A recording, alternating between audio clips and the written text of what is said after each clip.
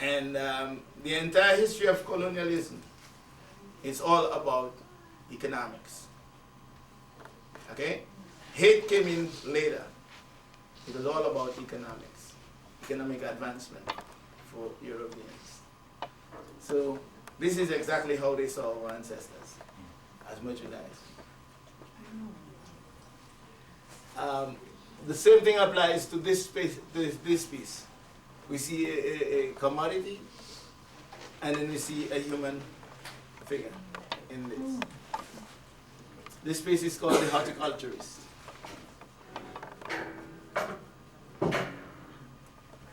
Another theme that I pick up, I saw famous black people whom many people do not know were black, or many people do not know about them. I was reading some time ago about Pushkin. I was surprised to find out that Pushkin was very proud of his African ancestry. Now his great-grandfather was Ethiopian, but he grew up, and his mother always told him that to be proud of his African ancestry. And in fact, he may have died because of a jewel that, based on, he wrote poems praising his African ancestry. So this painting is entitled The Afrocentricity of Pushkin. And you see the African mother on the shores of Africa looking across the ocean, looking and wondering where was her son who was abducted from Ethiopia and taken to Russia. He became an engineer and a favorite of Peter the Great. And he rose in Russian society, married a Russian general's daughter, and this is the union from which Pushkin descended. But throughout his life, his short life, he was very, very proud of his African ancestry. So I did this piece, which I call the Afrocentricity of Pushkin. Long before Marcus Garvey said, what was he saying? Rise up, you mighty race. Pushkin was saying the same thing. Pushkin was saying the same thing. He was praising his African ancestry. Yeah. Could you point out the human figure that's in there? I don't think it's... The portrait of Pushkin is quite visible here. Right. The mother on the shore. The mother on the shore is here. She's looking across the ocean. Here she is standing with her, holding her hat. The wind it's windy. She's holding her hat. Her cloak is flying, and she's looking across the ocean to the other land for her. Wondering what happened to her son. And here comes Pushkin in ghostly form to assure her, I'm okay. I did well. See, here he is appearing on the African shore to assure his ancestor that he did well. Okay.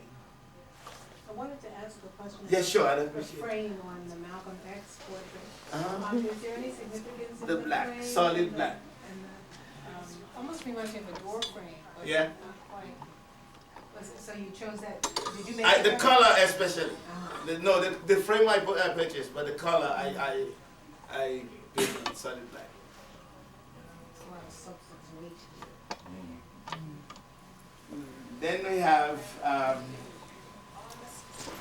you will notice a lot of European flags here. And there's one thing in common. They were all colonial powers. This painting is entitled The Gang Rape of Africa. And the perpetrators are recognizable by their erect flag poles. Belgium, Britain, Netherlands, Portugal, and France. These were the major colonial powers that divided Africa for themselves. So Mother Africa was gang raped. If you notice the doorways that are put at the flags look like legs. You will look closely, you will see the entire woman cowering, like a woman who has been raped. And here she is, covering up, legs crossed. You may not see that.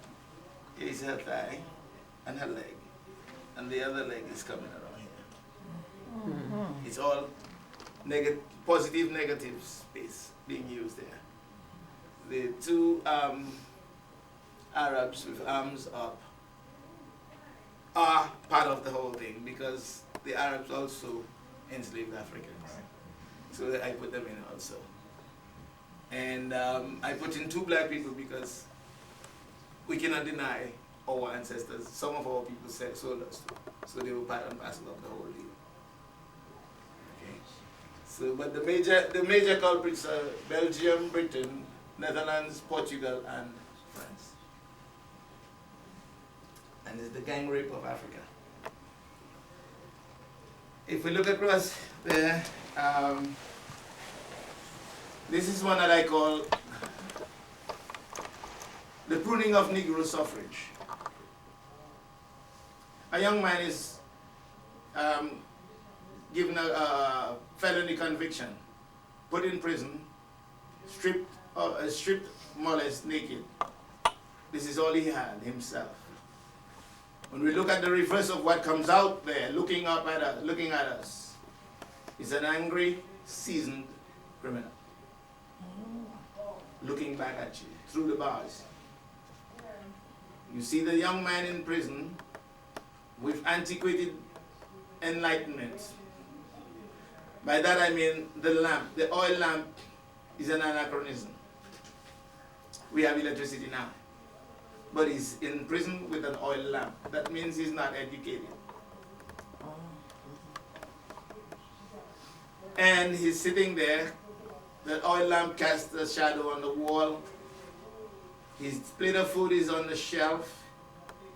Do you see what I see? Looking back at you through the bars.